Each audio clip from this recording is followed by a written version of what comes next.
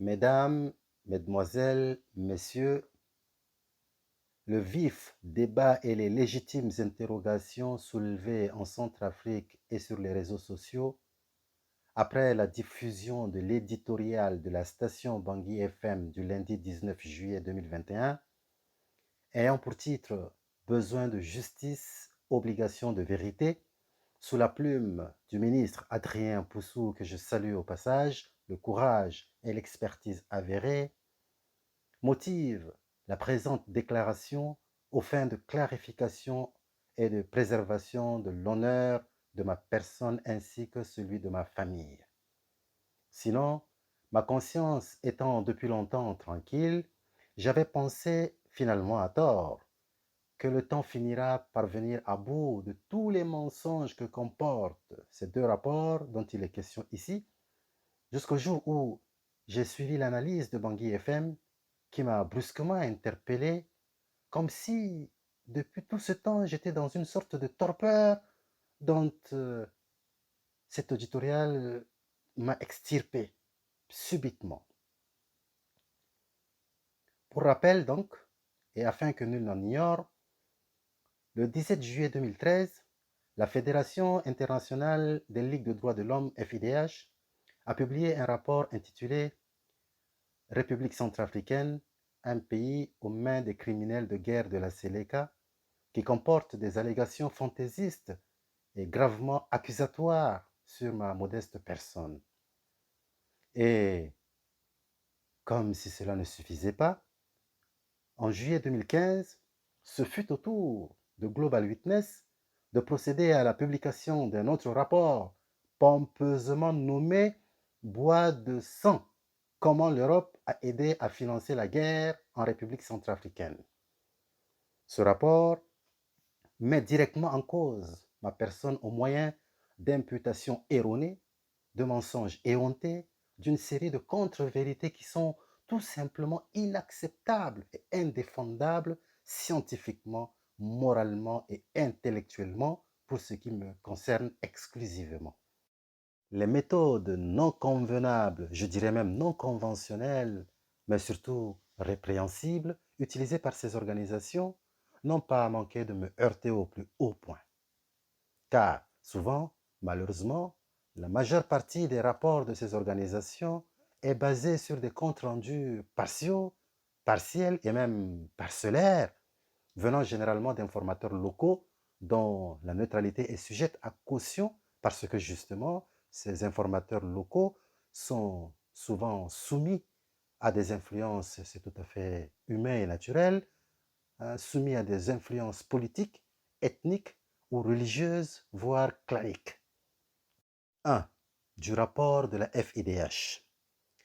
Estimant dans un premier temps que les propos rapportés par la FIDH d'une de ses sources présentées comme un témoin oculaire du drame qui a eu lieu au quartier Gobongo, dans le 8e arrondissement de la ville de Bangui, le 28 juin 2013, étaient tellement grossiers que le bon sens ainsi que la vérité des faits, du moins c'est ce que je pensais, permettrait aux uns et aux autres de se rendre compte du mensonge. Surtout, je me disais que personne n'est assez naïf. Oui, personne n'est assez naïf pour accorder foi à une telle construction incohérente et hasardeuse, puisque logiquement, normalement d'ailleurs, je ne peux pas lutter pour et contre une même pratique à la fois, tout comme je ne peux guère être dans deux endroits différents au même moment, à moins que je sois devenu un extraterrestre. C'est ainsi que très tôt déjà en 2014, j'avais chargé mon conseil juridique centrafricain, Maître Mathias Mourouba, président de l'Observatoire centrafricain des droits de l'homme, OCDH, affilié à la FIDH d'ailleurs, de saisir cette organisation, qui est aussi la sienne, en vue de rétablir la vérité, mais aussi de laver mon honneur, de défendre mon intégrité morale et ma réputation, qui ont subi une grave atteinte du fait de ces accusations sans fondement. Ce qui a été fait d'ailleurs, car j'avais personnellement, tellement ça me tenait à cœur, j'avais donc personnellement servi de garçon de course en remettant moi-même le courrier rédigé par Maître Moruba à Maître Moussa Beketo, qui était à cette époque mon deuxième conseil juridique, envoi à la FIDH. Puis, lorsque plusieurs années après, ce rapport m'a été rappelé en 2019 et 2020, j'ai fini par bien me douter que le dessein recherché était de me nuire. J'ai donc vite adressé un courrier au directeur exécutif de la FIDH pour demander une rectification de ces imputations fallacieuses. D'autant que des compatriotes, et ça c'est vraiment regrettable, que certains de mes compatriotes à la recherche d'une vie meilleure sous d'autres cieux n'ont pas manqué d'impliquer mon nom dans leur récit imaginaire afin de pouvoir bénéficier de la protection de certains pays occidentaux. Là encore, c'est une autre bataille que je vais devoir ouvrir afin que lumière soit faite pour que les mensonges soient complètement et totalement démontés. Malheureusement, jusqu'à ce jour, près de 10 ans après les faits, et malgré mon courrier et mes plusieurs appels téléphoniques, des appels téléphoniques qui ne vont pas au-delà du standard, la FIDH, qui reconnaît d'ailleurs ne pas être en mesure de confirmer ma présence sur les lieux de cette tuerie, de cette sauvagerie, tarde à modifier les parties de son rapport écrites à charge et sans prudence contre moi. Or, qu'elle a la double obligation morale et intellectuelle de s'en tenir aux faits, elle ne pouvait pas ignorer, puisque ces chercheurs étaient à Bangui en ce moment-là, que j'avais été mis aux arrêts le 29 juin 2013, c'est-à-dire dès le lendemain de ces événements malheureux pour les avoir dénoncés publiquement et ouvertement au micro de Radio France Internationale RFI, mais aussi et surtout dans mon entourage immédiat, car ceux qui me connaissent et ceux qui étaient autour de moi dans mon entourage immédiat à cette époque savent, connaissent ma position et mes déclarations vis-à-vis des exactions qui ont été commises à cette époque-là. Il n'est donc ni sérieux ni responsable de la part d'une organisation à la réputation et l'audience établie depuis fort longtemps comme la FIDH de se faire l'écho des rumeurs dont on devine aisément et facilement le dessein et se refuse de réparer le mal causé aux citoyens que je suis. Aujourd'hui, personne n'est dupe. Oui, personne n'est dupe. Tout le monde sait, la communauté nationale, tout comme la communauté internationale, tout le monde sait que la crise actuelle que traverse notre pays, la République centrafricaine, tire ses origines des nombreuses frustrations et des injustices infligées à une partie des citoyens, à une frange importante de nos compatriotes. Chaque conscience devra donc se préparer à répondre devant l'histoire et devant Dieu des conséquences de cette situation. Je suis prêt pour ce qui me concerne. Je suis vraiment prêt à assumer ma part de responsabilité collective ou individuelle dans ce qui s'est passé dans notre pays, mais je refuse catégoriquement et vigoureusement d'être la victime expiatoire des errements des acteurs politiques centrafricains et même étrangers. 2. S'agissant de Global Witness, en tout cas, ceux-là, ils sont allés plus loin. Ils ont poussé le bouchon. Cette organisation, dont j'ignorais l'existence même, a allégué dans son rapport qu'en tant que ministre d'État, ministre en charge des eaux et forêts, je serais allé sur le terrain auprès des sociétés forestières en province, alors que je n'ai jamais mis les pieds sur les installations d'une société forestière, jamais, jamais. Aussi, Global Witness, sans réelles investigations, sans sérieux, sans prudence, m'a attribué abusivement une concession forestière que j'aurais acquise, selon elle, pour mon propre compte dans le sud de la République centrafricaine, mon pays. Pareilles allégations étant en tout point inexactes et mensongères, J'ai donc invité ces responsables à faire preuve de rigueur, de sérieux, de discernement, de circonspection et de prudence dans l'élaboration de leurs rapports. Car, en vérité, je ne possède aucune concession forestière, cela devait se savoir. Global Witness ne pourra pas apporter un début de preuve de ces affirmations, ne fût-ce qu'en indiquant exactement l'emplacement géographique d'une telle concession ou en brandissant seulement les documents d'acquisition. Pour moi, c'est comme si Global Witness disait au monde que Michael Jackson était un blanc. Par ailleurs, elle a soutenu que j'aurais supervisé un troc avec le Tchad. Quelle aberration! C'est vraiment ahurissant. Que j'aurais fait saisir du bois que j'aurais vendu dans ce même pays voisin, non sans avoir pillé le ministère des Forêts et de l'Environnement.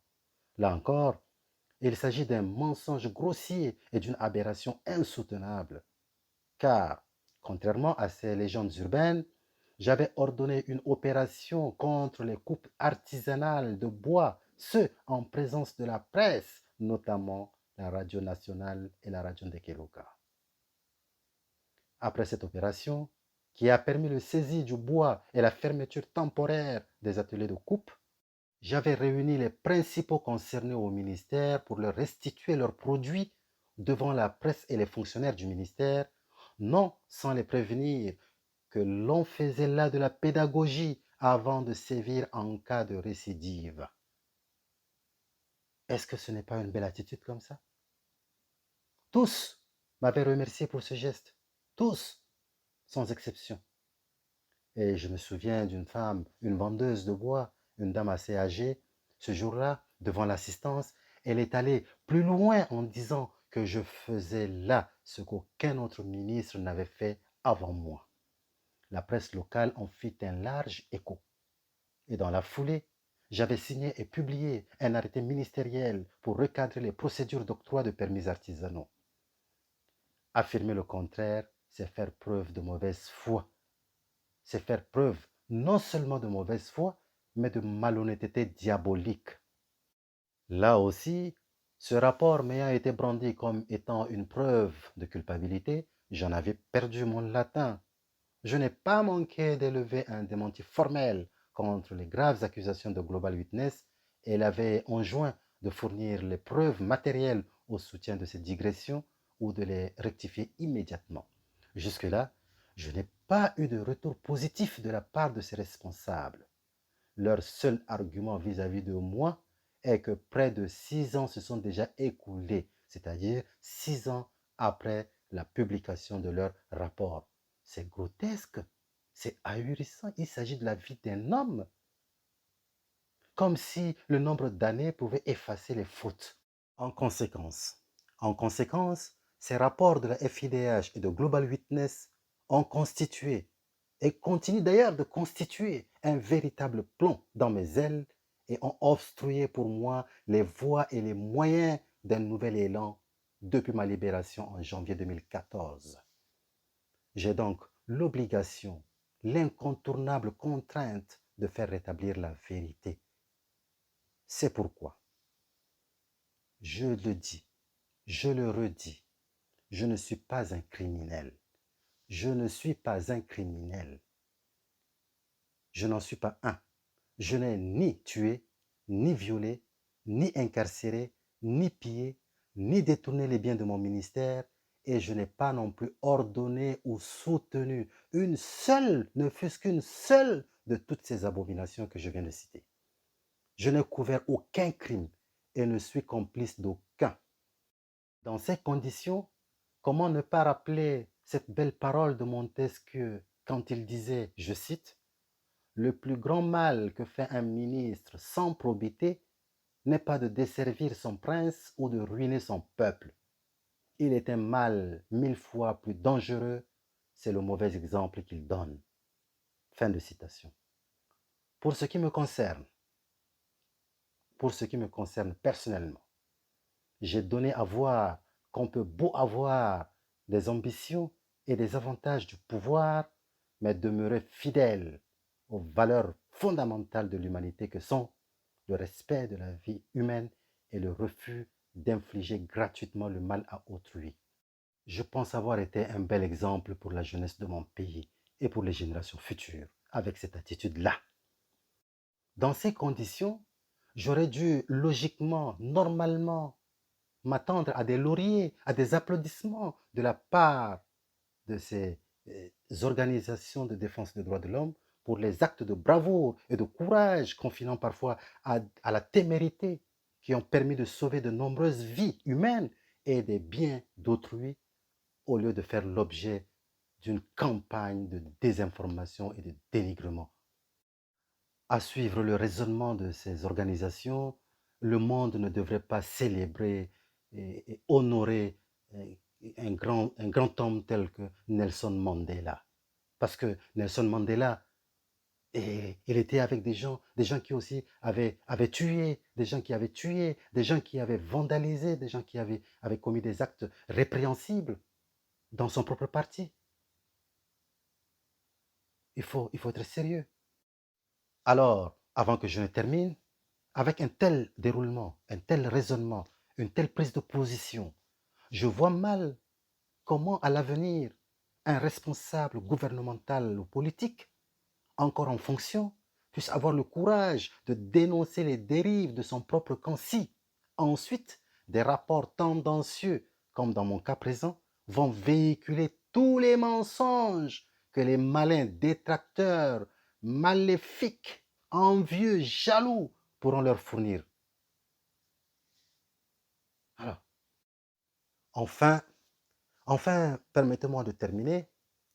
Je tiens à préciser que je me réserve le droit de saisir les instances judiciaires pour laver mon honneur et obtenir toute la réparation prévue par la loi pour les préjudices causés depuis toutes ces années de grandes souffrances morales, physiques et financières. Ce, pas seulement pour moi, mais pour ma famille et moi-même. Je vous remercie.